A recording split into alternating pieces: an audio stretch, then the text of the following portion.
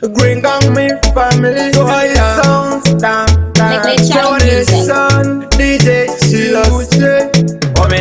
Bliss. Hey, kuva newe hama chinjidzo ndivinga vanofunga ndabata mushunga apo handizive chinonzi n'anga mulife mavo pavanondiona vondidziva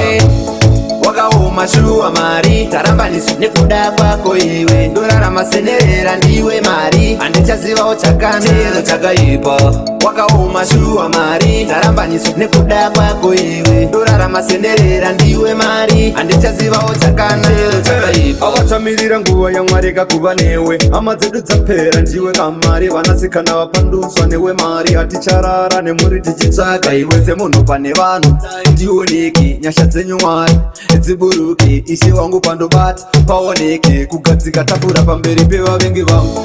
wakaoma shuwa mari tarambaniswa nekuda kwako iwe ndorarama senerera ndiwe mari handichazivawo chakanero chakaipa wakaoma shuwa mari tarambaniswa nekuda kwako iwe ndorarama senerera ndiwe mari handichazivawo chakanero chakaipa vanhu vazhinji havachinakana rugare ukama wapera nekuda kwako mari vari kuchekeresa vana vari kutsvaga mari amutsa chichechi ari kudawo mari kuva newe hama chizizondivenga vanofunga ndabata mushunga apo handizive chinonzi n'anga mulife mavo pavanondiona vondidziva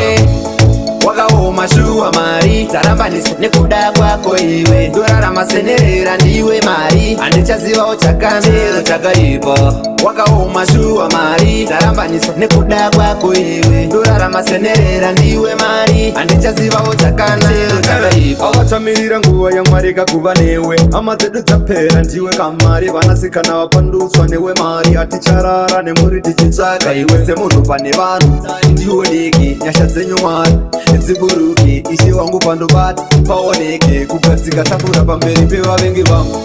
wakaoma shuwa mari tarambaniswa nekuda kwako iwe ndorarama senerera ndiwe mari handichazivawo chakanero chakaipa wakaoma shuwa mari tarambaniswa nekuda kwako iwe ndorarama senerera ndiwe mari handichazivawo chakanero chakaipa